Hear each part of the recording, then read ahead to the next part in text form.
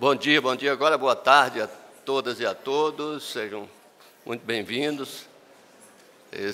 É uma satisfação participar desse 11º Fórum Jurídico de Lisboa. Cumprimento a mesa, governador Paulo Dantas, governador de Alagoas, muito honrado aqui com a presença de Vossa Excelência. Estamos aqui aguardando o ministro Raul Jungmann, mas vamos dar início, porque o nosso tempo é curto. Cumprimento o doutor Zé Eduardo Rangel de Alckmin, nosso ministro do Tribunal Superior Eleitoral e eminente advogado em Brasília. Doutor Flávio Pansieri, da Academia Brasileira de Direito Constitucional. Doutor Murilo Cavalcante, secretário de Segurança da Prefeitura de Recife. Senhoras e senhores, é uma grande satisfação participar desse 11º Fórum Jurídico de Lisboa e nessa mesa com esse tema de segurança pública, força policial e liberdade de reunião, desafios democráticos, o que é um tema muito relevante, e especialmente para o Brasil, pelas condições que vivemos recentemente, e que temos que contribuir com a segurança da nossa democracia, salvar a nossa democracia, nos dizeres da primeira palestra do dia, que é uma contribuição de todos nós. Eu queria colocar esse assunto em debate. Todos sabemos da garantia constitucional de nossa Constituição Federal de 88, do direito de reunião, do direito de manifestação, do direito de expressão, com as limitações que lhe são colocadas. Eu queria iniciar colocando essa questão de como compatibilizar, como trabalhar essa convivência entre as liberdades individuais e esse direito de reunião, de manifestação, de direito de expressão e a preservação da nossa ordem pública. Nós tivemos, como todos sabem, no início do ano, no primeiro dia do ano, a posse do presidente Luiz Inácio Lula da Silva, e naquela ocasião tudo correu muito bem. O governador, houve uma participação enorme das forças de segurança, da Justiça Eleitoral. De fato que a posse transcorreu com toda normalidade. E 8 dias depois, nós tivemos realmente uma agressão à nossa democracia, ao coração da nossa democracia, que foi uma agressão aos 3 poderes da República.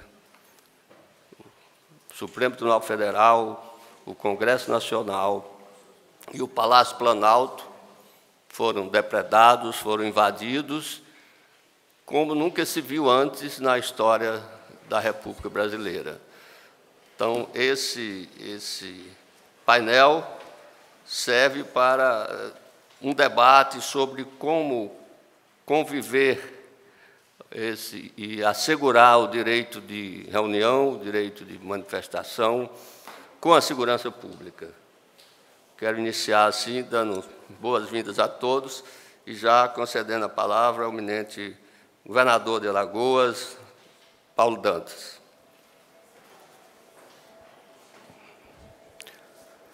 Muito obrigado,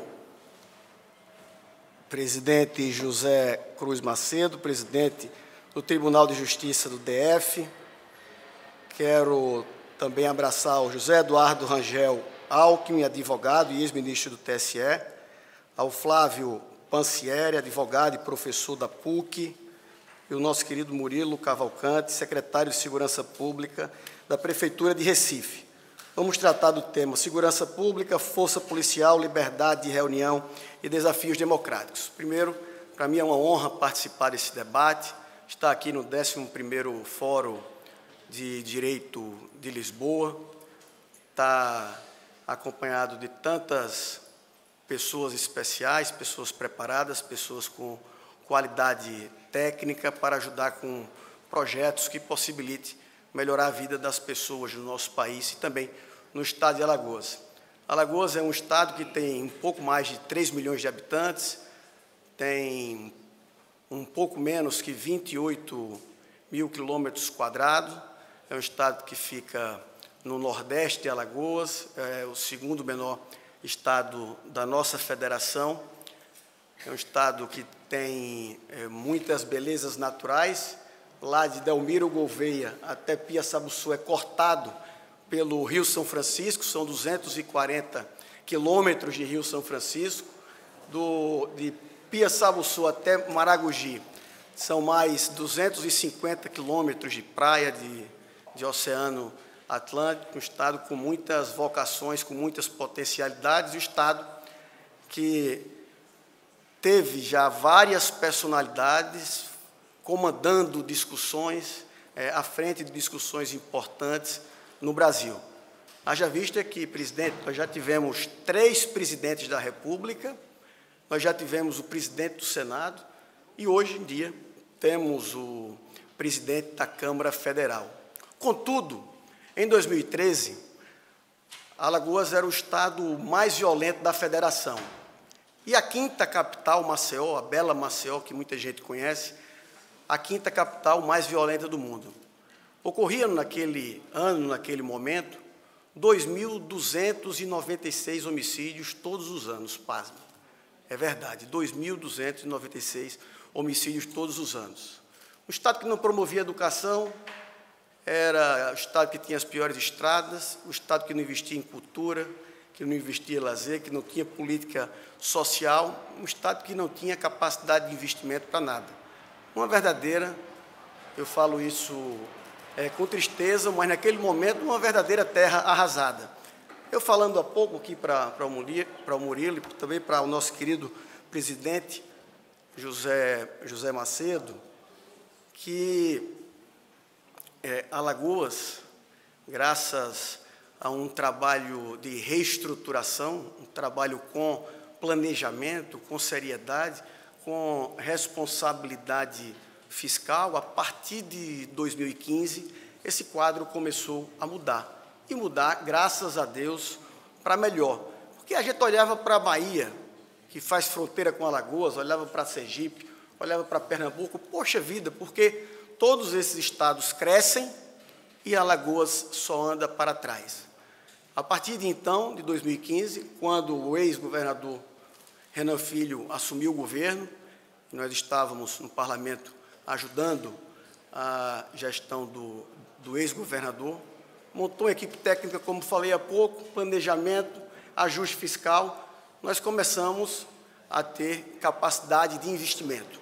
E fizemos o dever de casa, cortamos desperdícios, presidente, nós nos conectamos com o setor produtivo, gerando credibilidade e confiança.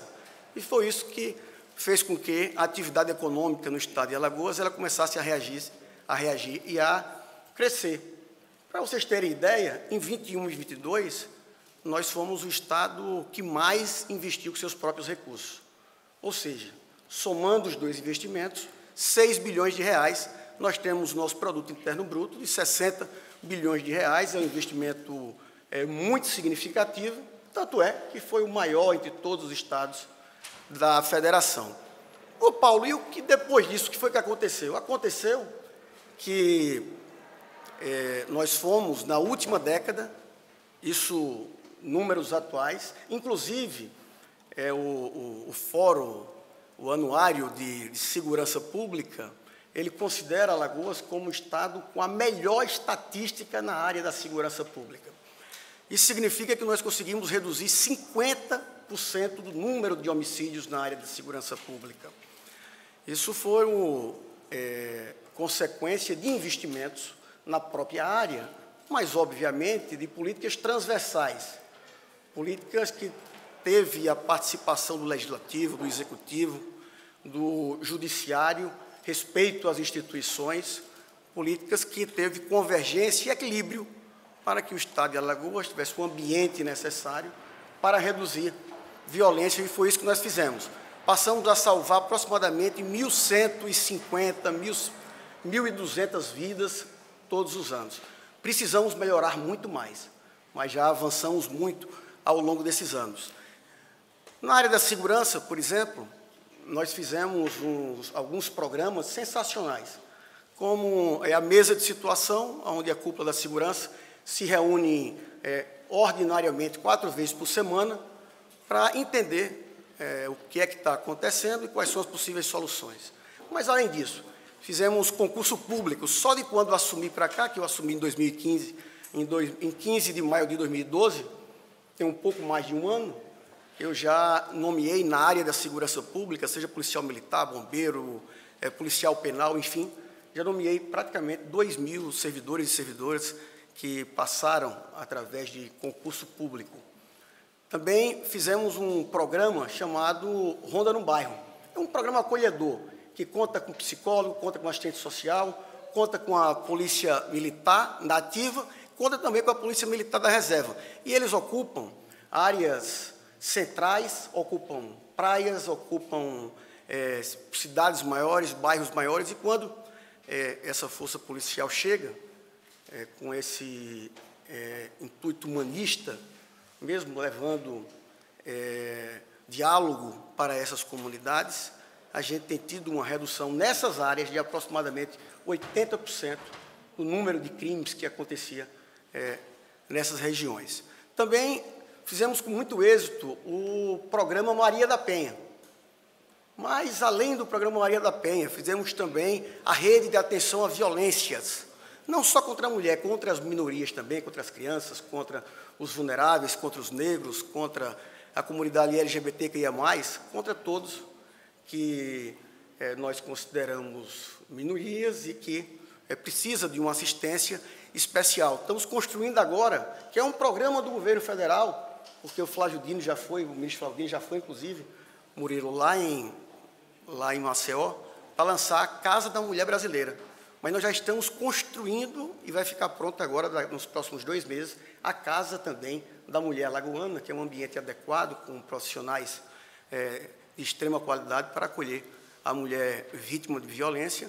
Mas, além disso, nós estamos levando palestras, estamos conscientizando que as mulheres têm que denunciar esses agressores, conversando com os agressores também para que eles não repitam o que fez anteriormente, punindo também, como manda a nossa legislação. Fizemos, não sei se vocês já ouviram falar, uma estrutura, um equipamento chamado Centro Integrado de Segurança Pública, um equipamento extremamente moderno. Nós temos 102 municípios em Alagoas, nós temos 50 equipamentos desses, vamos construir mais 10, que integra a Polícia Civil, Polícia Militar, no mesmo ambiente, aumenta o efetivo, aumenta a quantidade de viaturas, leva tecnologia e inovação, e aonde o CISPES, como a gente chama, chega, diminui consideravelmente a violência nessas localidades. Mas, muito mais que todos esses investimentos, nós também, importante, que lembrei agora, nós zeramos o nosso déficit carcerário. No Brasil, todos vocês sabem, eu acho que Alagoas é o único estado que tem déficit zero no sistema prisional. Eu tenho conversado com vários governadores, porque a gente faz encontros periódicos, tanto do Consórcio Nordeste como do Fórum de Governadores, e é um dos principais problemas dos governos, é justamente essa questão prisional.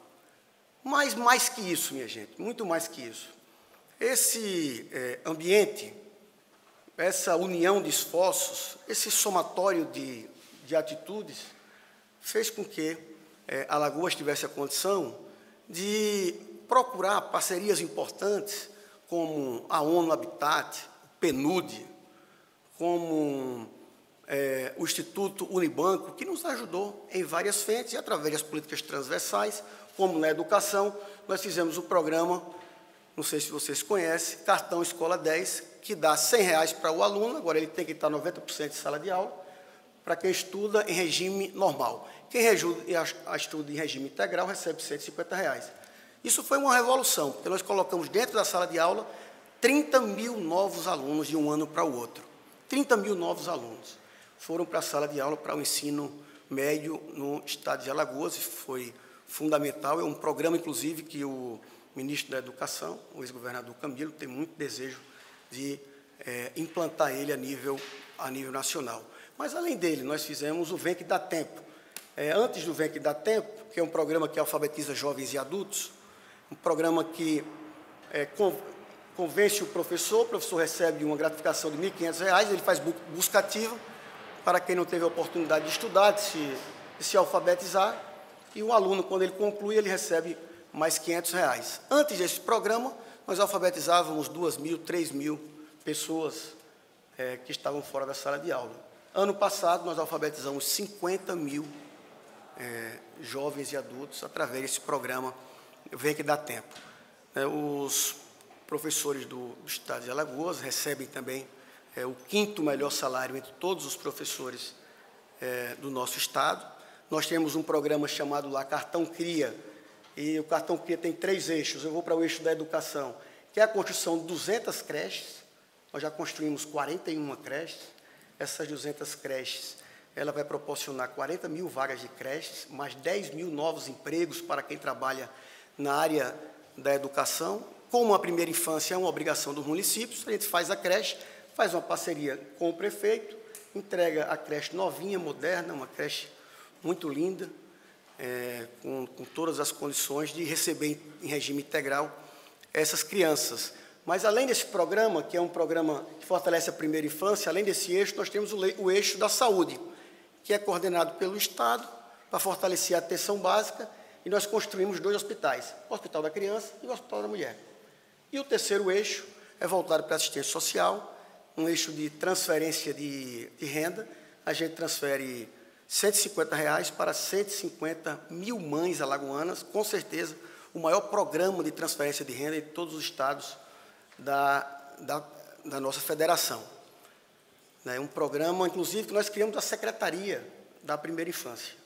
Porque a gente entende, é comprovado cientificamente, que quando a criança ela tem todas as condições adequadas entre os 0 aos 6 anos, ela tem um futuro melhor, um futuro mais próspero, aumenta a capacidade cognitiva e aumenta a condição de aprendizagem, que todos nós sabemos que é fundamental.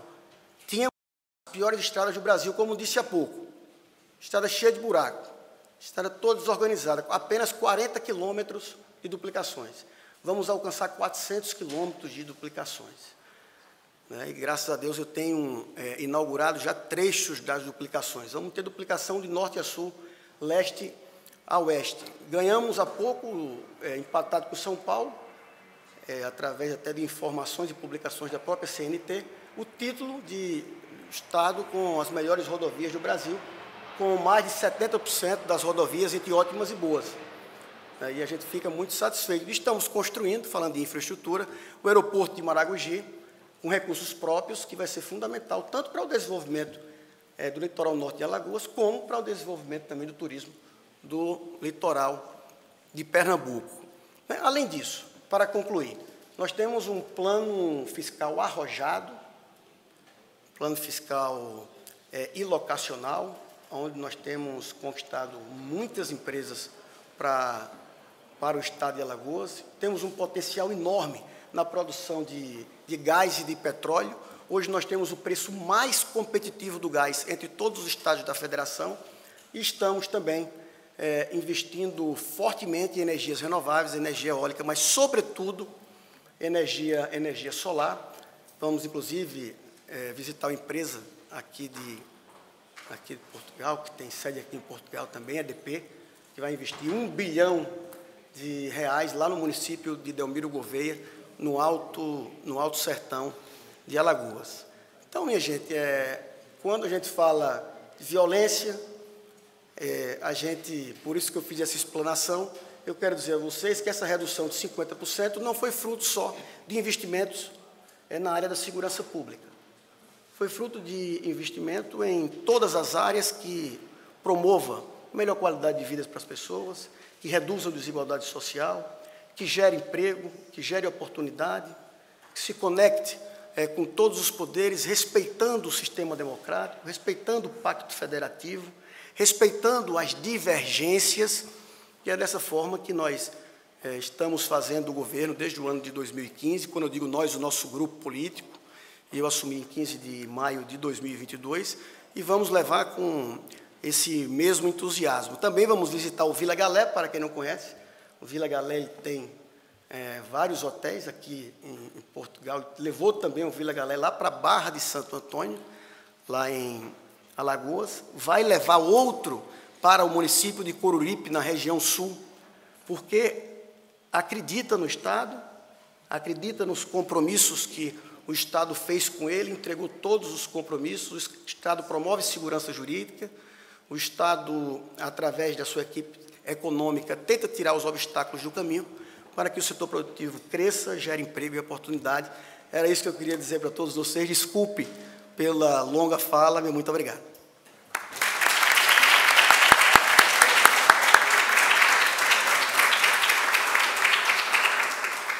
Agradeço a fala do governador de Alagoas, nos trouxe esse panorama, essa fotografia de tantas medidas que foram concretizadas na segurança pública do Estado e que já é possível notá-las quem acompanha a atuação do governo de Alagoas. Agora gostaríamos de ouvir o nosso secretário de Segurança da cidade de Recife, Murilo Cavalcante, sobre essa questão do tema, sobretudo, Murilo, dessa sua experiência aí com relação a essas mortes decorrentes de ação policiais. No Brasil, em 2021, foram mais de 6.000 mortes decorrentes de intervenções policiais. Então, gostaria que o senhor colocasse essa sua experiência na cidade de Recife e pelo mundo que o senhor tem acompanhado. Chega aqui, se não chegar o microfone. Chega. Bom, boa tarde a todos. Eu estava até torcendo que o ministro Raul Jugman não tivesse chegado mesmo, porque eu vou falar mal do governo passado, e ele fez parte do governo, então me poupa. Ariano Suassuna dizia que é muito chato falar mal das pessoas pela frente, né? Então, pelo menos está... queria cumprimentar o desembargador José Cruz, né, o ex-ministro José Eduardo Rangel, o governador Paulo Dantas, e já fazendo a provocação, governador, já que o senhor está aqui em Lisboa, se arranjar um tempo na sua agenda, vá conhecer a política de drogas de Portugal. É a melhor do mundo. É a melhor do mundo. É a política de drogas aqui de Portugal. A ONU me mandou há 6, 7 anos aqui, né, e para me conhecer, e recomendo que o senhor possa arranjar um tempo nessa agenda para conhecer a política de droga da... Bom, o Brasil nos últimos 35 anos, o Brasil avançou em muitos setores. O Brasil, com a Constituinte de 88, estabeleceu uma política de saúde, o SUS, que salvou muita gente agora durante a pandemia. O Brasil, bom ou ruim, tem uma política de educação, né? A gente tem uma política de educação, está lá na Constituição, 25% tem que ser investido nessa área de educação. Mas o Brasil é uma tragédia na área de segurança pública, uma tragédia. E aí, essa tragédia tem que ser colocada no colo dos governos de direita, como esse que terminou agora, né, e com os governos de esquerda. Nenhum presidente da República do Brasil, e aí, brincadeira à parte, que eu falei, dizendo que ia falar mal do governo de Raul Jugman, mas Raul Jugman deixou um bom legado, porque construiu uma política unificada de segurança pública, embora muito curto tempo, 2 anos e 6 meses, dentro de um governo ilegítimo, que era o governo do governo de Michel Temer, não deixou nem saudade, nem... de Michel Temer, né, deixou um sistema. Mas, só para ter uma ideia, em uma década morreram 500 mil pessoas assassinadas no Brasil. A polícia do Brasil, né, e os marcadores desse dado aí, a polícia do Brasil é a polícia que mais mata no mundo, mas é a polícia que mais morre também. Não devia ser nem a que mais matava e nem a que mais morria, mas é a polícia que... Né. O Rio de Janeiro é o lugar no mundo onde tem mais intervenções militares na favela. E se intervenções militares na favela, com fuzil, metralhadora, resolver esse problema da violência, o Rio de Janeiro é o lugar mais seguro do mundo, e não é. Só faz causar mais dor, mais sofrimento, principalmente, né, com a população pobre que mora na periferia, não somente do Rio de Janeiro, mas dos grandes centros urbanos do Brasil. O Brasil tem um sistema prisional caótico, talvez um dos piores do mundo dentro dos países democráticos, é o sistema prisional do Brasil, né, onde está lá sobrecarregado de pretos, pobres e periféricos, né, de jovens de 18 a 27 anos de idade, sem nenhuma perspectiva, né, de, lá na frente, ser reconduzido à sociedade. Bom, e aí eu falei mal do meu país, vou falar bem de um país vizinho da gente que está dando certo. Aqui, esse auditório tem algum colombiano? Não, né? Bom, vou falar bem da Colômbia. Eu, há 20 anos, eu venho visitando a Colômbia, particularmente Bogotá e Medellín. Medellín, aqui quem estuda sobre esse tema sabe que Medellín, nos anos 80 e nos anos 90, foi a cidade mais violenta do mundo.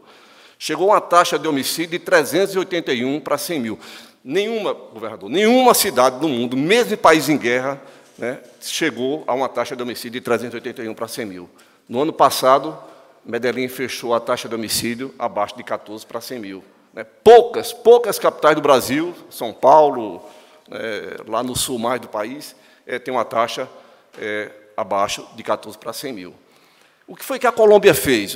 Particularmente em Medellín?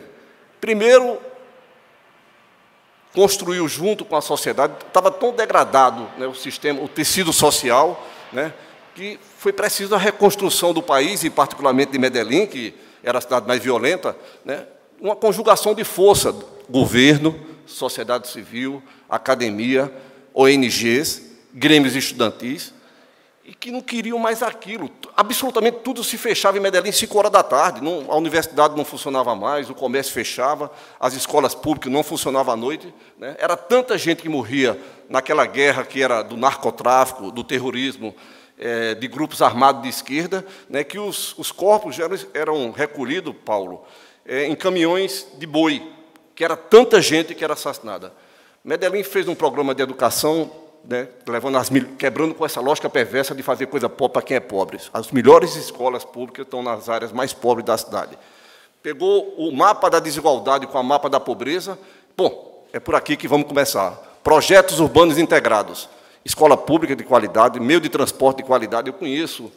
Eu conheço alguns transportes públicos, inclusive estava 2 meses atrás aqui, que é muito bom, o metrô daqui de Lisboa, e usei também o metrô de Paris.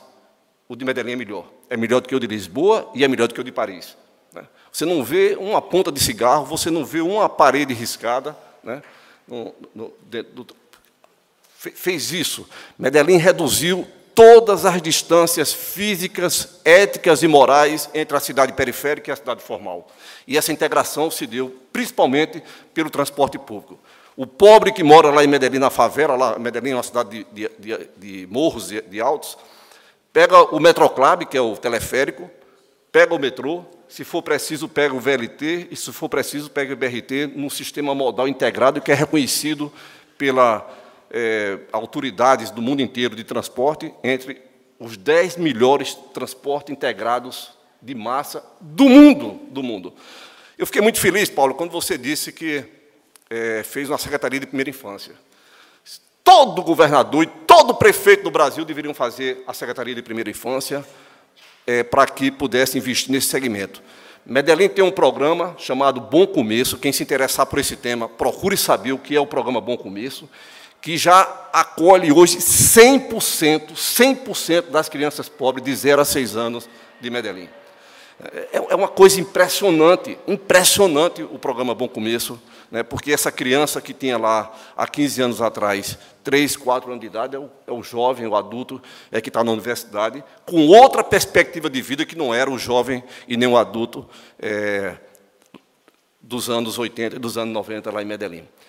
Bom, e por que é que o Brasil, a gente está tão perto da Colômbia, né, tão perto da Colômbia, por que é que o Brasil não faz esse dever de casa? Eu acho que por falta de vontade política. Há um componente ideológico nisso, né? Paulo é governador de um estado que foi o mais violento do Brasil, ou então talvez o estado mais violentado do Brasil.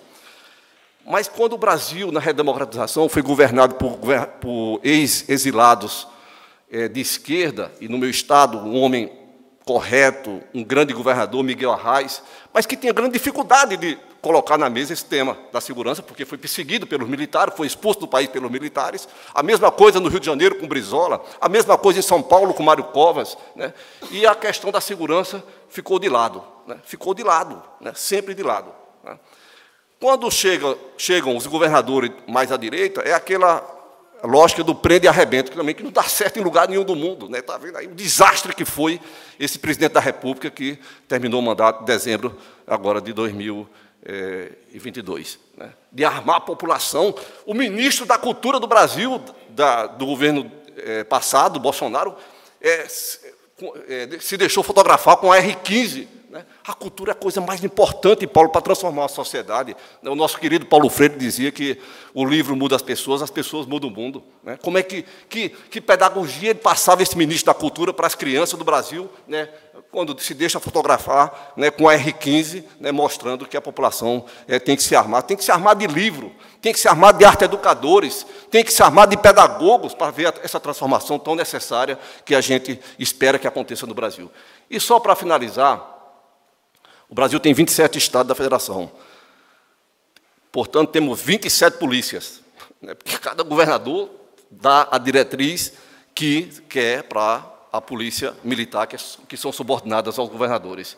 Foi assinado há 10, 15 anos atrás, não lembro exatamente se 10 ou 12, no máximo 15 anos atrás, foi assinado um protocolo de Bogotá com todos os países da América do Sul, né, para que pudessem ter uma regra, né, sobre a questão da segurança pública. O Estado de São Paulo tem uma estatística, uma forma de fazer a estatística, o Estado de Pernambuco tem outra, o Estado de Alagoas tem outra. Então, a fonte de referência para nós que estudamos a segurança pública é o SUS, e não os dados gerados pela Secretaria de Defesa Social. Vou dar um exemplo só. Em São Paulo, se há um confronto da polícia com 10 marginais, se os 10 morrem, é só contabilizado 1. Pois é, ele está dizendo aqui que em Alagoas são 10. Essa é correta. O protocolo de Bogotá dizia que ia ser feito assim, mas não é feito assim. Bom, eram essas provocações que eu queria fazer. Quando estava vindo aqui para esse evento, o taxista que me trouxe para cá me perguntou, estava até um pouco engarrafado aqui para entrar na universidade, me perguntou o que é que eu vinha fazer. Eu disse, olha, vou falar sobre segurança pública. E aí falei um pouquinho, bem, porque eu fico encantado com o que a Colômbia fez. Aí ele disse, tem muitos portugueses saindo daqui de Portugal para ir morar na Colômbia, porque o custo de vida é mais baixo, né? Tem um meio de transporte, principalmente Bogotá, Cali e Barranquilha, que não faz inveja a nenhum país da Europa, e as pessoas, ninguém sai de um país para outro que não tenha segurança, né? Que não tenha segurança. Eu levei o governador Paulo Câmara, que foi governador de Pernambuco por 8 anos, levei uma favela de Medellín, era a favela mais dura de Medellín, era a mais dura, Comuna 13. Quem se interessar, depois procura saber lá o que era a Comuna 13, né? Era fatiada, uma parte era dominada por traficantes, outra parte por milicianos, outra parte pela guerrilha. Eu saí dessa Comuna 13 sem nenhuma segurança, Paulo, com o governador, 9 horas da noite, e perguntei ao governador, e aí, o senhor se sentiu por algum momento inseguro? Não, né? E aí, a droga lá continua a ser vendida? Continua. A Colômbia aumentou a produção de cocaína nos últimos 15 anos em 80%, e caiu todas as taxas de homicídio, né? É por isso que eu disse a você, vai, governador, conhecer um pouco a política de droga aqui de Portugal, porque no Brasil, quem vai preso é pobre e periférico, né, porque está lá vendendo, né, eu não faço apologia nenhuma às drogas, só até meu careta em relação a isso, mas porque está vendendo lá sua maconha como fonte de sobrevivência. A droga continua sendo vendida na Colômbia, mas não se mata mais como se matava e se morria há 15 a 20 anos atrás. A lição que deixo é possível, basta vontade política.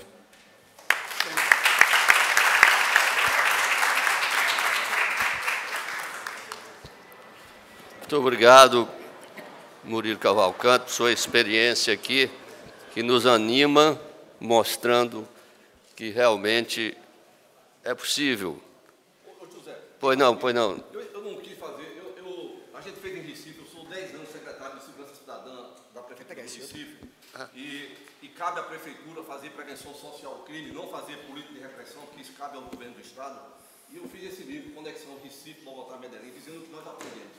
Nós fizemos um equipamento lá chamado Compaz, Centro Comunitário da Paz. É um lugar de cultura, de esporte, de lazer, dentro das favelas. Né? Um lugar bacana, um lugar bem cuidado, acabando com arquitetura pedagógica e com a engenharia social. O Compaz atende, em média, 25 mil pessoas por dia, ou por mês, das comunidades, em todos os territórios. São 4 Compaz, em todo tipo de violência caindo. Obrigado.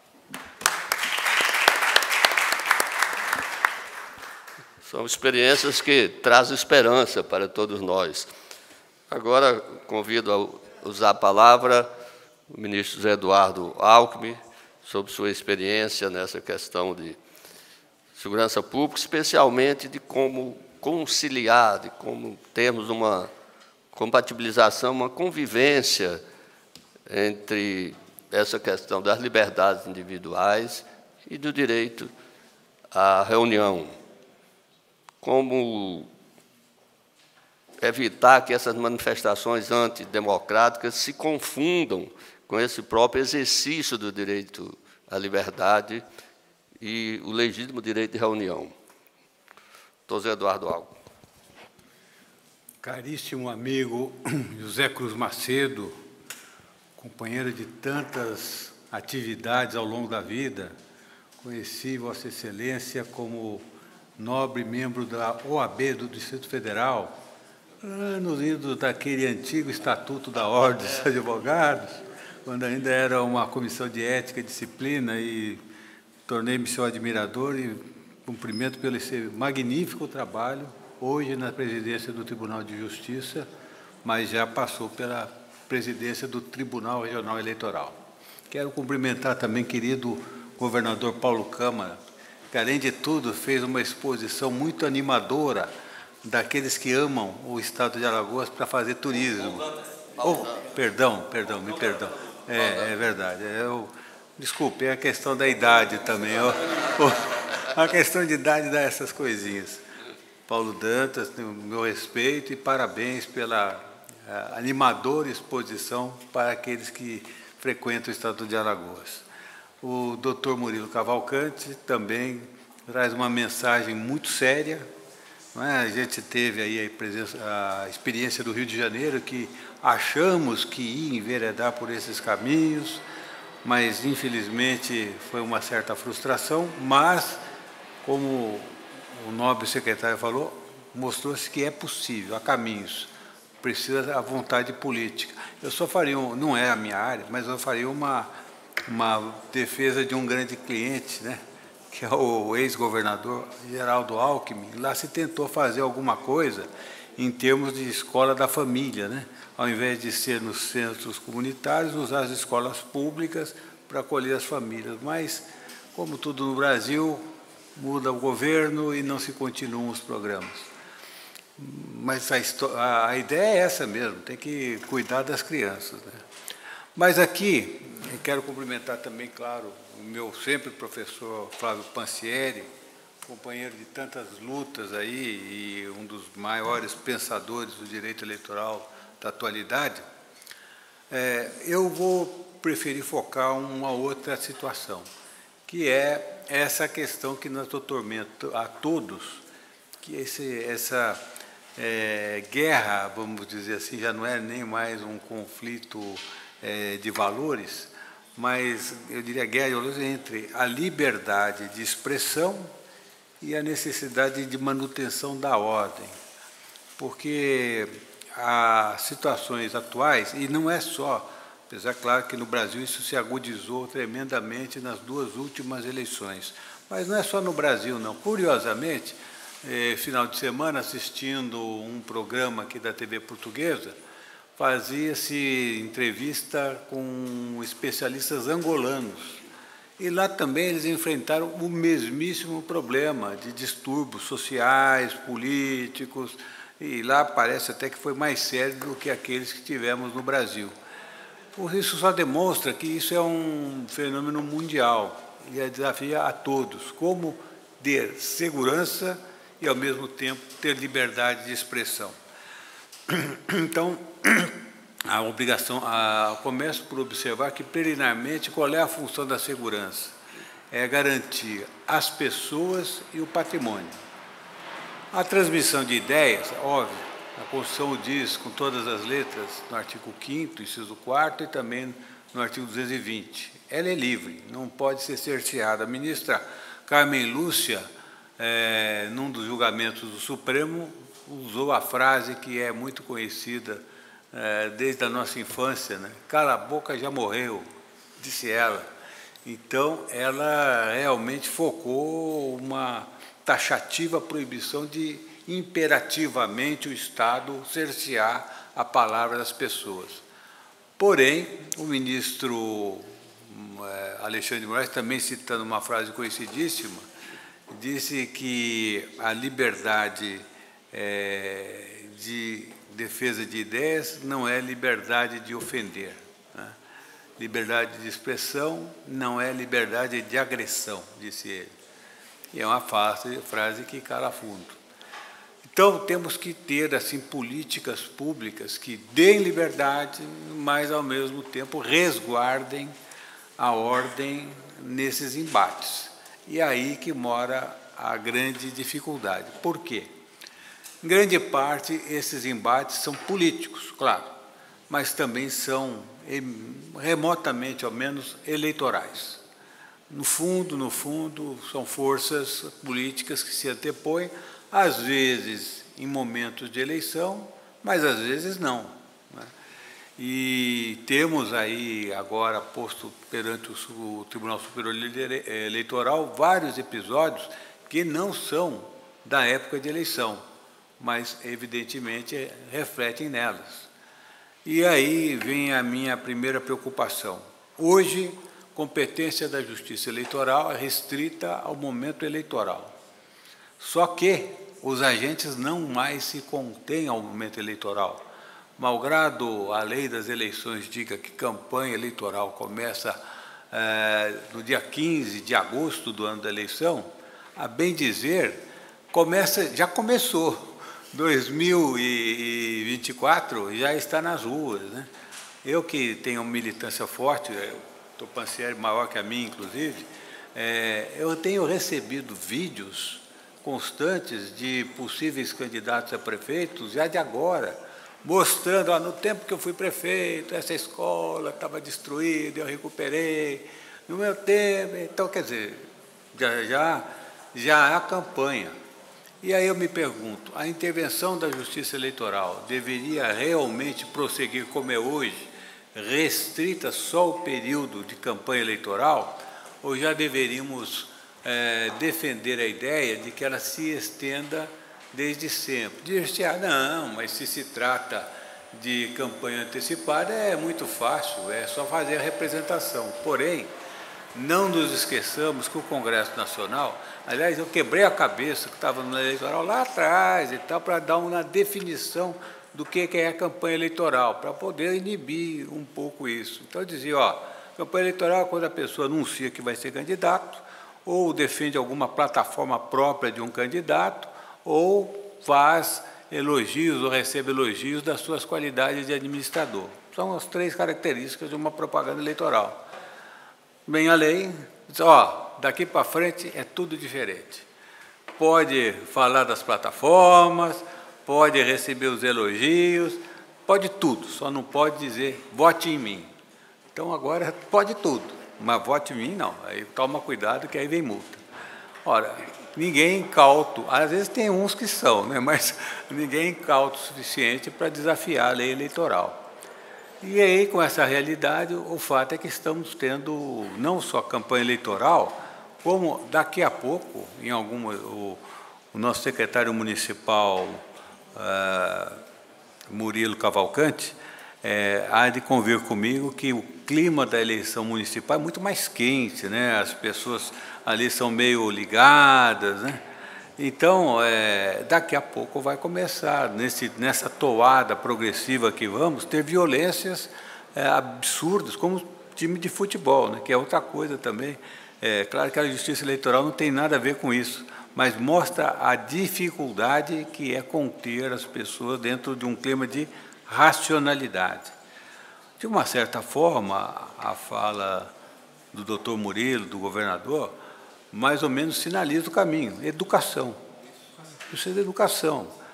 Agora, esse é um caminho longo, e talvez mais de uma geração, e enquanto isso não chega, como fazer, né? Eu acho que o caminho é a Justiça Eleitoral poder intervir, até para evitar que, em certas situações, o poder político interfira.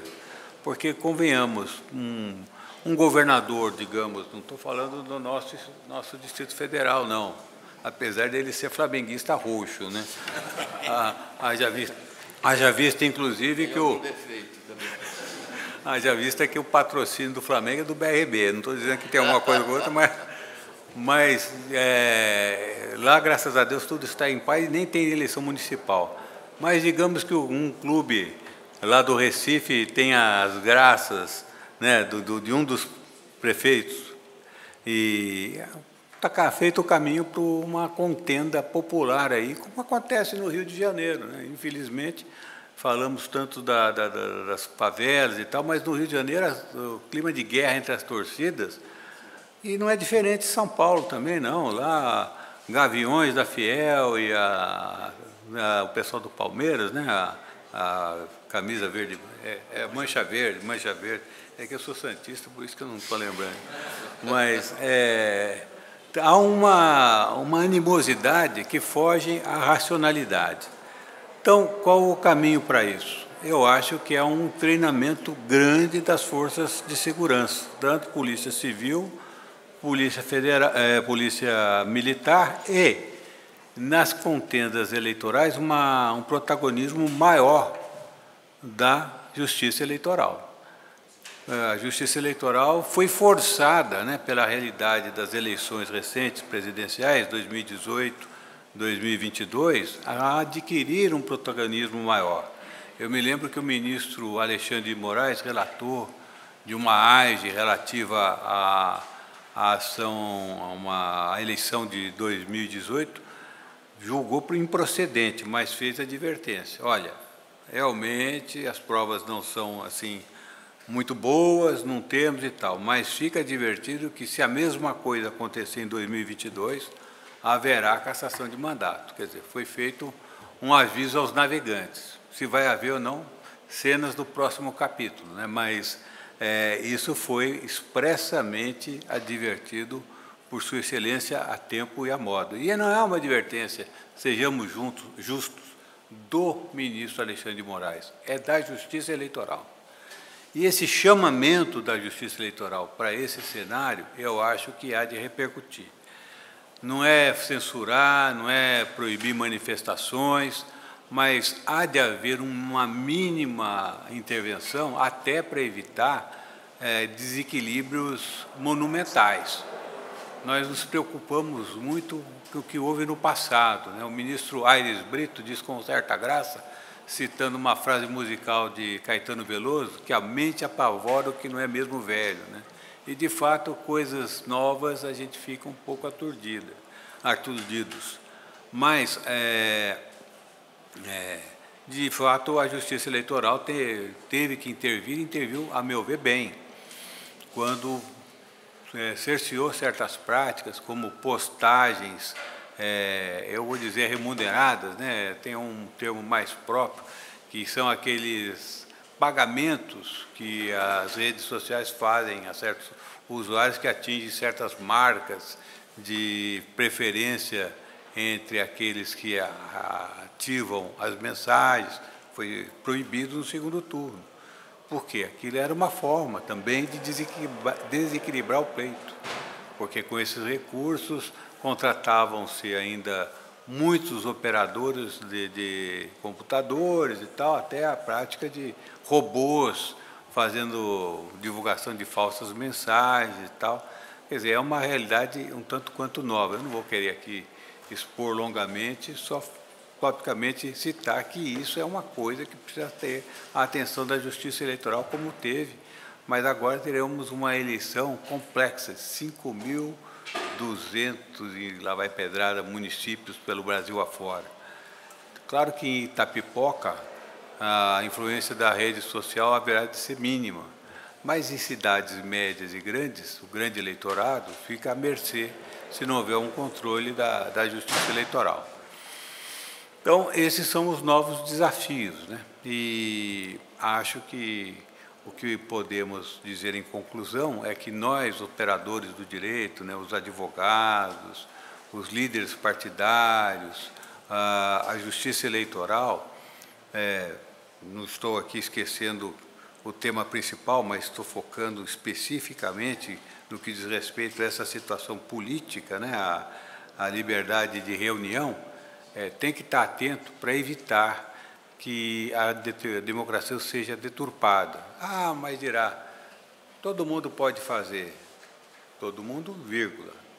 Os que estão engatinhando, e eu digo isso porque temos lá um instituto, lá o professor Marcelo Vitorino, que exatamente está estudando essa situação e vê que a coisa precisa ter uma certa igualdade, que há forças mais preparadas e forças não tão bem preparadas.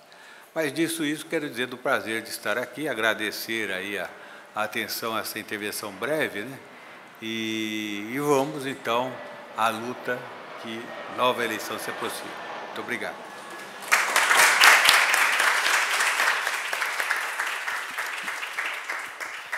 Agradeço ao ministro José Eduardo Alckmin, que traz uma questão realmente interessante, porque hoje o direito de reunião também é muito exercido nas próprias plataformas virtuais, porque servem como um ambiente de reuniões e, sobretudo, de convocação de manifestações.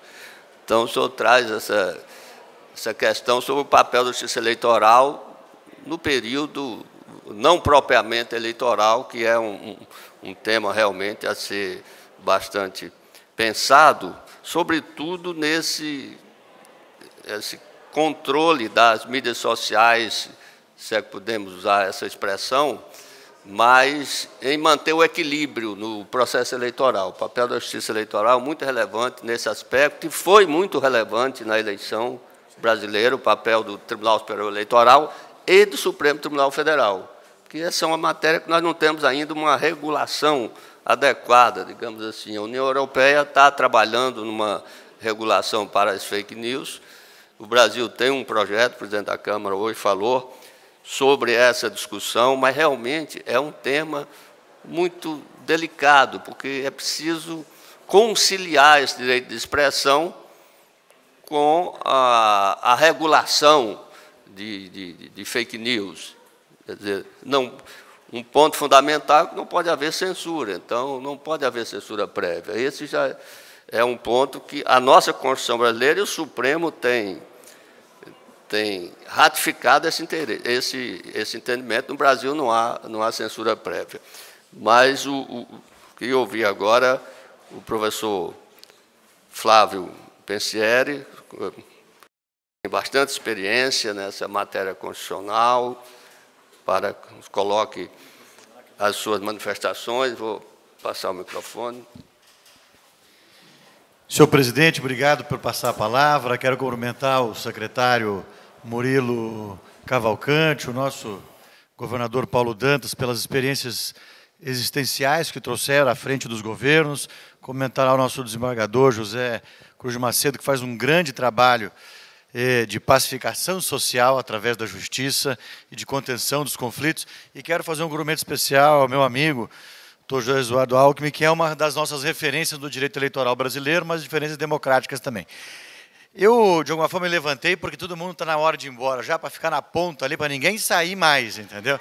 Mas não se preocupe, eu vou respeitar o direito constitucional à alimentação de todos e tentarei ser muito breve.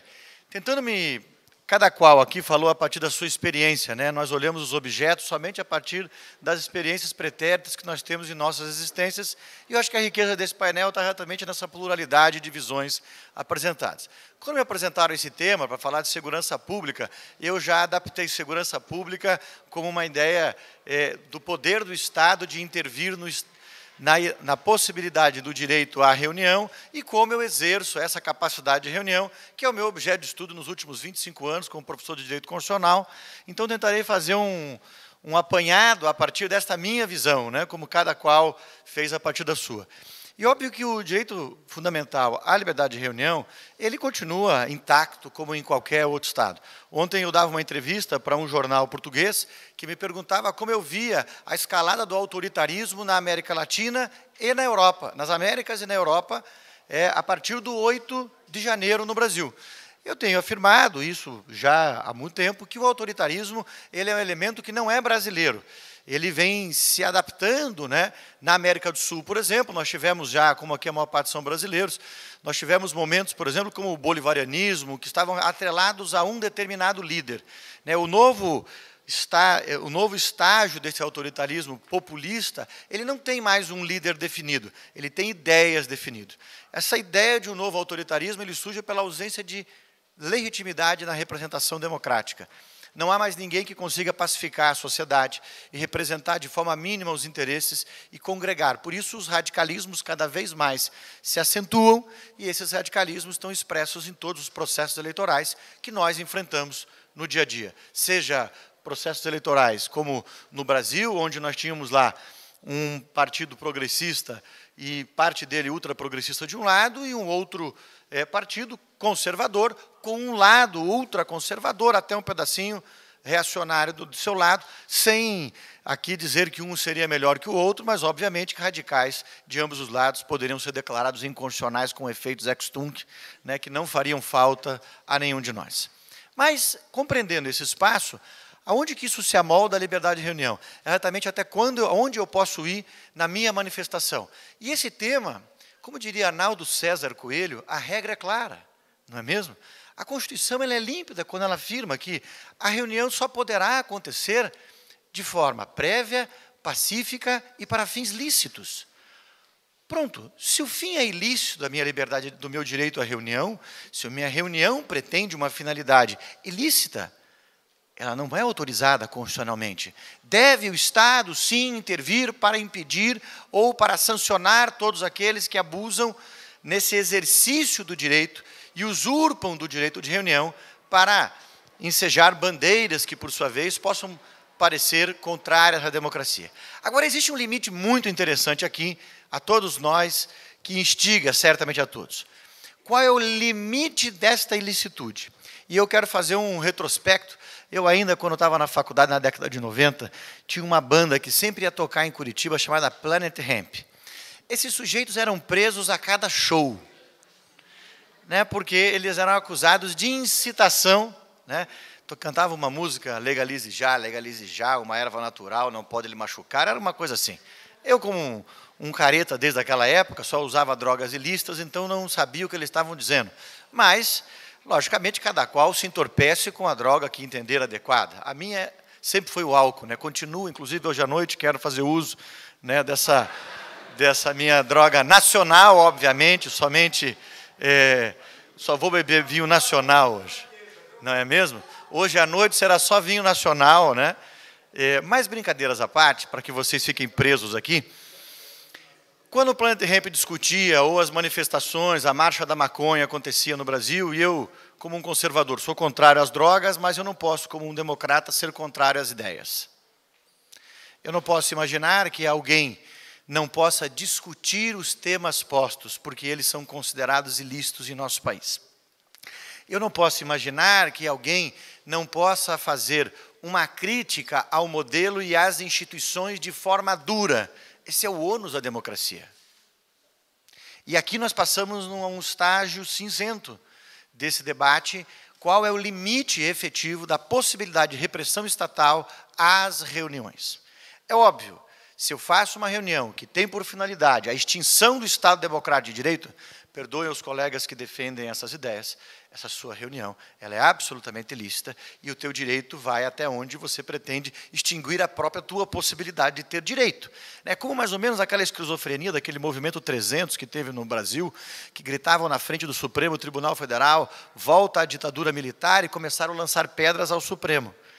E logo em seguida a Polícia Militar, fazendo o trabalho que tinha que ter feito, utilizou de bombas de efeito, tudo normal numa manifestação.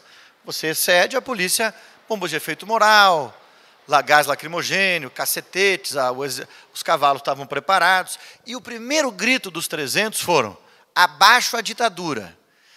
É esquizofrenia plena, né? Eu pedi exatamente a volta à ditadura segundos antes, quando eu tenho um movimento que pretende calar a voz daqueles, por mais que, neste caso, licitamente, porque eles lançavam pedras face ao Supremo Tribunal Federal. Uma delas, inclusive, foi parar dentro da sala do presidente do Supremo Tribunal à época.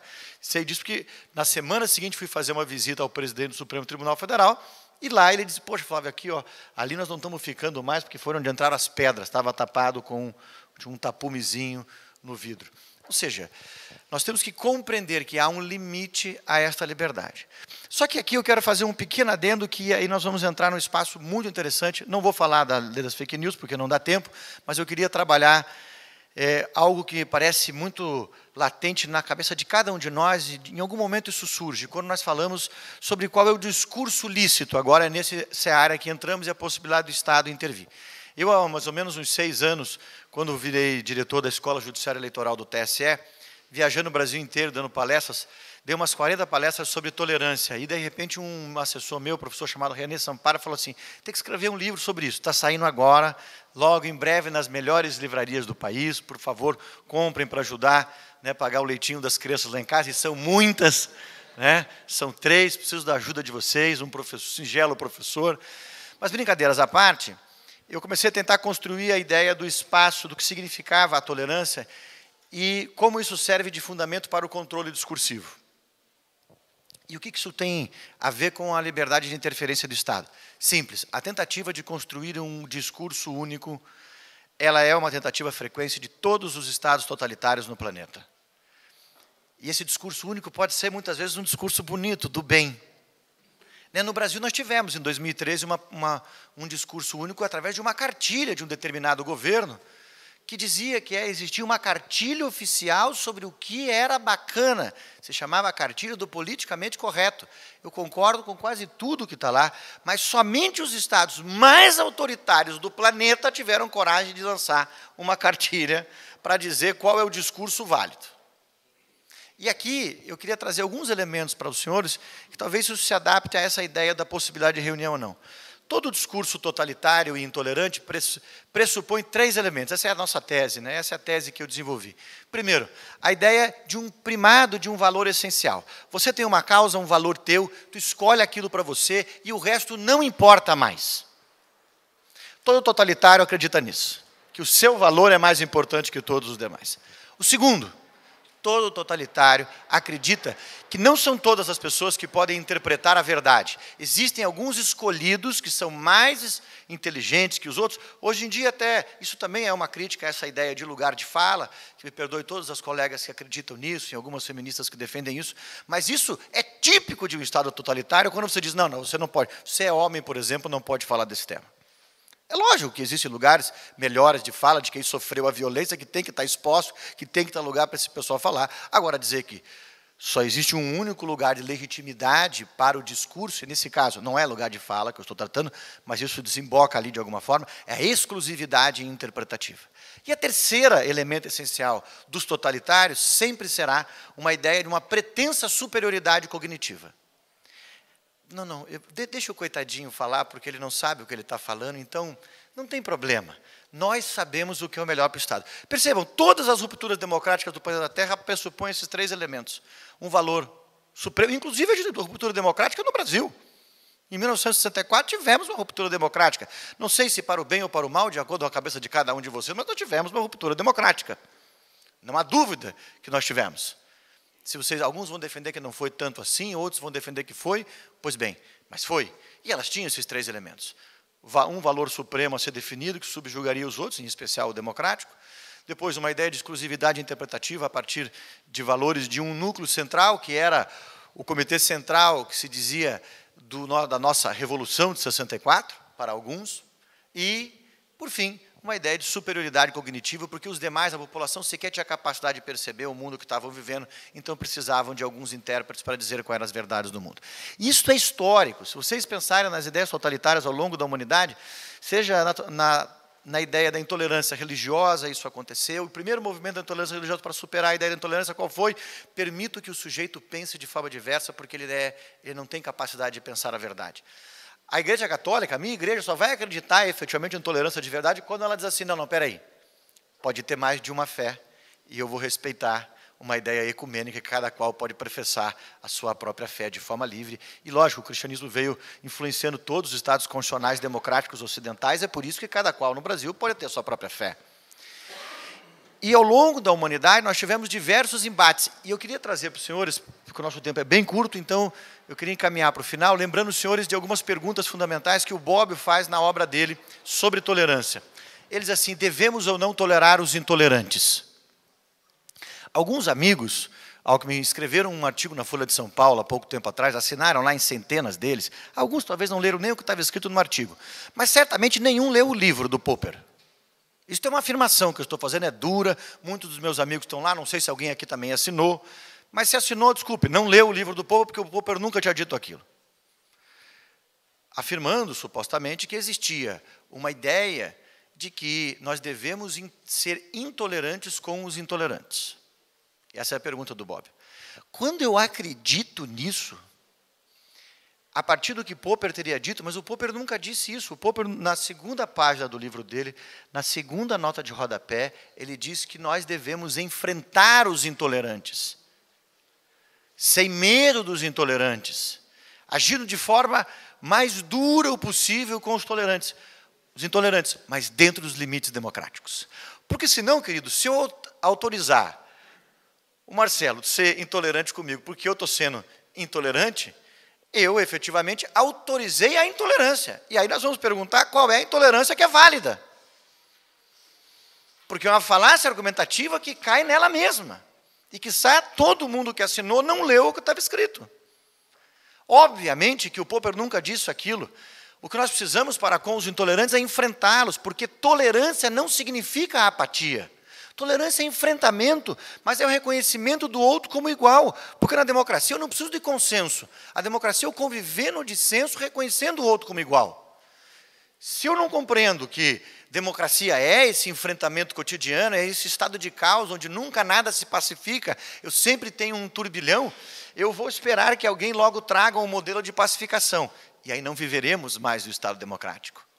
Se tu não suporta mais a democracia, quiçá como Platão não suportou o que aconteceu com o mestre dele, Sócrates, quando foi condenado a ou era morte ou era exílio. Então ele tomou a cicuta. Vai acontecer como aconteceu com minha mãe, com seus 82 anos, já não mais conformada com o sistema, vendo o ministro Joaquim Barbosa saindo do Supremo Tribunal Federal com a sua capa esvoaçante, e ela pega aquilo, posta, isso lá atrás, né? Joaquim saiu quanto tempo do Supremo? Já faz uns 6, né? Lá, estou falando do mensalão ainda. Ela diz assim, não preciso do Batman, eu tenho o Joaquim. Quando alguém diz isto, efetivamente é porque eu abandonei as instituições. Eu abandonei o processo democrático. E eu não tenho nenhuma pretensão de convencer a minha mãe que ela está errada no alto dos seus 85 anos. Mas eu tenho o dever de continuar acreditando na democracia, nas mazelas, às vezes, da democracia, no sentido do não que o Estado constitucional me impõe. E aí eu queria terminar dizendo aos senhores uma frase que durante um longo tempo eu dizia que era de Shakespeare, porque era muito mais legal. Mas aí eu comecei a descobrir que eu podia contar que era minha mesma frase. Eu terminava aplaudido de pé quando eu dizia essa frase. Agora que quando eu digo que é minha, as pessoas já não é tão legal assim. A ideia do limite da tolerância dentro de cada um de nós vai estar numa passagem que eu achava efetivamente que tinha lido isso em Shakespeare, depois descobri que não li lá, foi uma interpretação que fiz, que ele diz assim, em regra em nossa vida, o medo e o mal no outro é o medo de nós mesmos. Cuidados com as próprias intolerâncias. Muito obrigado, gente.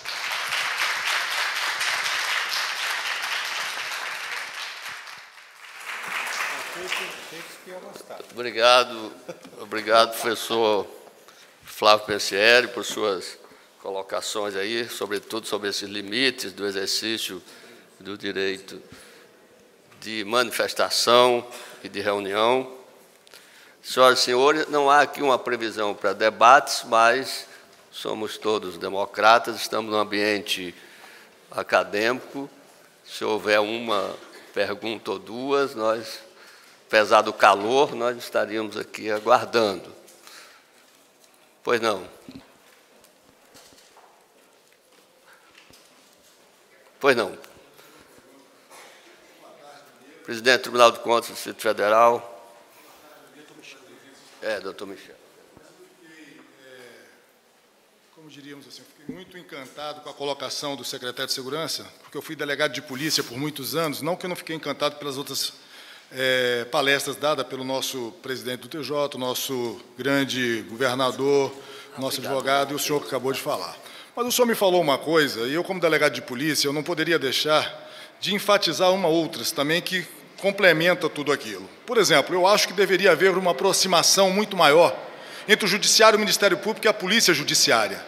Porque, com os tempos áureos, que dizem que era o tempo das ditaduras, que chamam de áureo, outros não, eu não vou entrar aqui no mérito da questão, o delegado de polícia ele tinha uma força muito grande, inclusive o processo iniciava-se naqueles crimes de menor potencial na própria delegacia.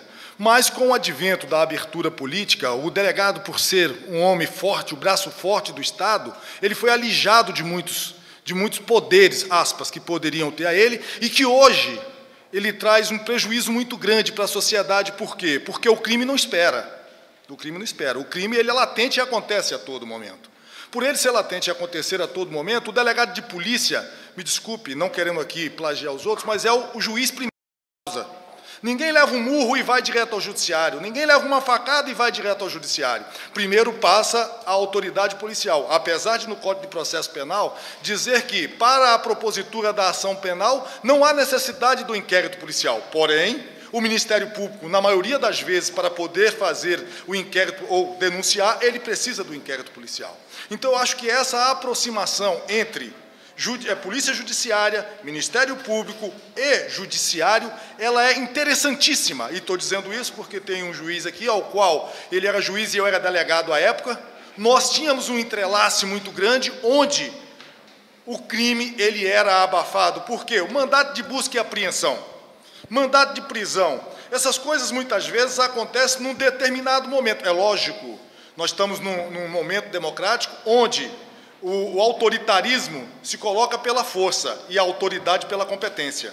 Então, nós temos que analisar o que é autoritarismo e o que é autoridade. Nós não podemos confundir as coisas. O autoritarismo, como bem diz o colega que último falou a palestra, o autoritarismo ele é colocado pela força. E isso não é viável num país democrático. Mas a autoridade pela competência, essa tem que ser vista. E nós temos, muitas vezes, autoridades policiais competentíssimas e que, muitas vezes, estão alijadas do processo, não podendo dar uma satisfação imediata à sociedade. Por quê? Porque há um percurso a alcançar. Veja o senhor, mandado de busca e apreensão. Nós temos delegados de polícias que são formados em direitos, bacharéis em direitos, passado em concursos públicos e que não tem em mãos o mandado de busca e apreensão porque é de imediato. O ladrão não espera, ele assaltou, ele não espera nós irmos. E eu estou dizendo isso porque eu fiz alguns laboratórios, principalmente quando eu trabalhava numa das cidades mais violentas do Brasil. Porque tinham 3 cidades violentas no Brasil. Uma era Olinda, no Pernambuco, a outra era Vitória, no Espírito Santo, e, incrível, proporcionalmente, Sobradinho 2, em Brasília. Essas 3 cidades eram as cidades mais violentas que nós tínhamos no Brasil. Sendo que, em Sobradinho 2, e aí eu posso falar porque lá trabalhei, morria de 3 a 4 jovens por semana. Se multiplicarmos por 4, dá 16, se multiplicar por 160 mortes, 25 mil habitantes. Dá muito mais do que as 14 ou as 300 de Berdelim, para o senhor ter uma ideia. Mas como que nós conseguimos diminuir? E aí eu chego à conclusão seguinte: diminuímos a criminalidade como? Não foi através da opressão, porque a opressão leva à repressão. A repressão leva à opressão. Não só a repressão. A repressão ela tem que vir. mas tem que vir o Estado junto para poder fazer valer as necessidades da sociedade. Quando nós fazemos a repressão como polícia, se o Estado não estiver presente, vira opressão. Isso aí é público. Mas nós precisamos, e aí eu levo a uma condição para que nós possamos refletir. Por que nós temos, e o senhor sabe, e aí eu vou puxando uma coisa, puxa outra, e as todas levam a um contexto. Por que nós temos que, e eu falo aqui, Gustavinho e o governador estudaram juntos, são grandes amigos. Por quê? Porque no banco de escola é onde a gente faz amizade. E por que nós temos que ter a academia da Polícia Militar, a academia da Polícia Civil, a academia do Bombeiro? Por que não podemos fazer uma academia só para que nós tenhamos um congressamento de policiais, que se torna a força de segurança pública? Tá bom. Doutor Michel, agradeço. Então, mas eu tinha mais coisas para falar, mas eu agradeço. Não, mas eu ia chegar. Se o senhor me permite, só para concluir. Nosso tempo é bem limitado. Só para concluir, para que todos que aqui estejam meditem. A segurança pública ela necessita urgentemente, mas urgentemente, e aí eu conclamo ao governador, que faça uma união entre as forças a partir de uma academia e que eleve o Judiciário, o Ministério Público e a Polícia Judiciária, bem como as forças de segurança, junto para que junto nós possamos um denominador só, diminuir a criminalidade para dar o bem-estar da sociedade. Muito agradeço. Há mais uma e última inscrição, por gentileza.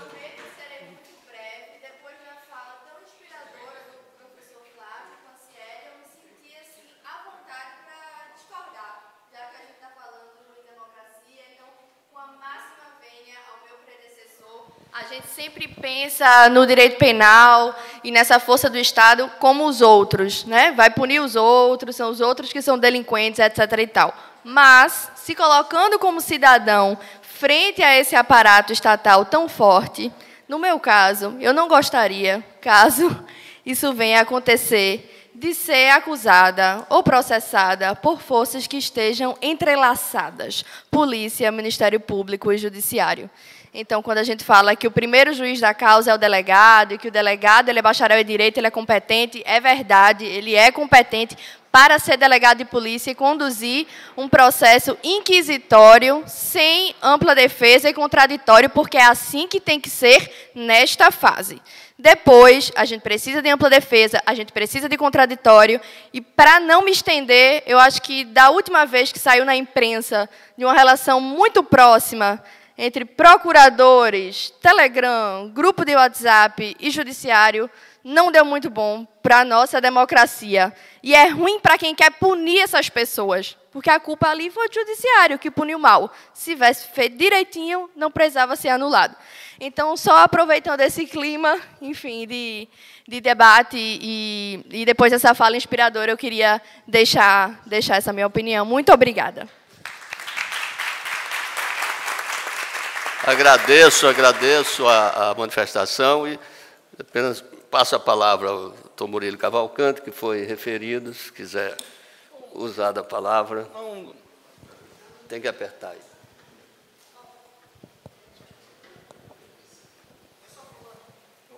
Só falar. Alô? Tá bom. Não tem eu acho que o debate é bom, eu acho que... outra coisa, por exemplo, eu tenho uma posição favorável às drogas, à legalização das drogas. Foi uma guerra perdida do mundo inteiro. E assim, fui dar essa declaração pública lá em Recife, e aí a igreja evangélica fez passeata, os vereadores conservadores. Assim, eu acho que não sei se essa é a melhor solução. Eu sei que a solução proibitiva é a pior. Então, esse debate é bom. Eu acho que a gente tem que avançar nesse debate da questão das drogas, a gente tem que avançar nesse debate da segurança pública, sem ideologia, sem partido, sem radicalismo, e buscando as evidências científicas. E só para terminar, porque também eu levei o presidente do Tribunal de Justiça, Raposo, à Colômbia, 8 anos atrás, ele dizia: Murilo, eu quero aproximar a justiça do mais pobre. Eu digo: vai lá na Colômbia, vai ver. Né?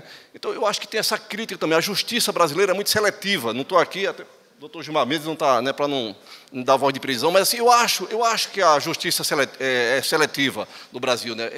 Quem é de classe média e classe alta, que possa contratar um bom advogado, tem muito mais chance de se livrar de uma prisão do que um pobre que, por exemplo, um menino lá que está fumando baseado, que a polícia termina, uma grande parte da polícia vê aquela atitude com preconceito e termina jogando o menino lá dentro de uma prisão e ele vai, quando pega um juiz duro, termina virando lá um membro do PCC ou de outra facção criminosa, né?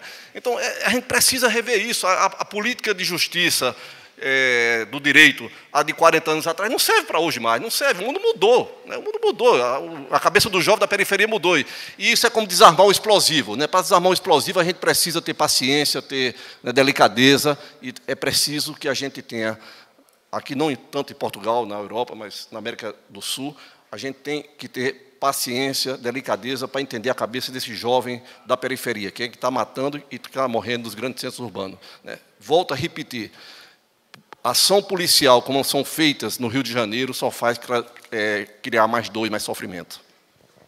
Muito obrigado. Professor Flávio Pensieri também foi referido, se quiser usar a palavra. Eu vou apenas agradecer a oportunidade de estar aqui. Pela minha felicidade nessa sala, é a terceira vez nos últimos 2 anos que eu participo de eventos, então é um prazer enorme estar na Universidade de Coimbra, na Faculdade de Direito, a convite do professor Carlos Blanco, do ministro Gilmar Ferreira Mendes, da FGV, do IDP. Eu acho que esse é um palco... Desculpe, na Universidade de Lisboa, é que eu também tenho da Coimbra, então desculpe. Ao IDP e a esses organismos todos que têm promovido um espaço de debate diferenciado, né? Eu acho que este pseudo-enfrentamento teórico que aconteceu na plateia é um pouco do espaço que aqui foi criado. É um ambiente onde todos fazemos parte de uma ideia que talvez, quiçá, nos próximos 12 meses nós vamos enfrentar no nosso cotidiano, né? Vamos ver representado no judiciário brasileiro. Então é sempre um prazer estar aqui e que bom que nós possamos pensar de forma diversa e podemos continuar convivendo. Muito obrigado.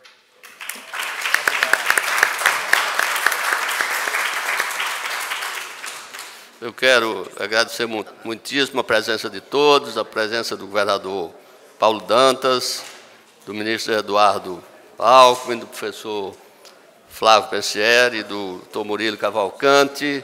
Agradecer por estar aqui presente e dizer que esse tema é interessante, porque esses desafios da democracia nós precisamos enfrentar com mais democracia e mais democracia. Obrigado a todos. Está encerrado o painel.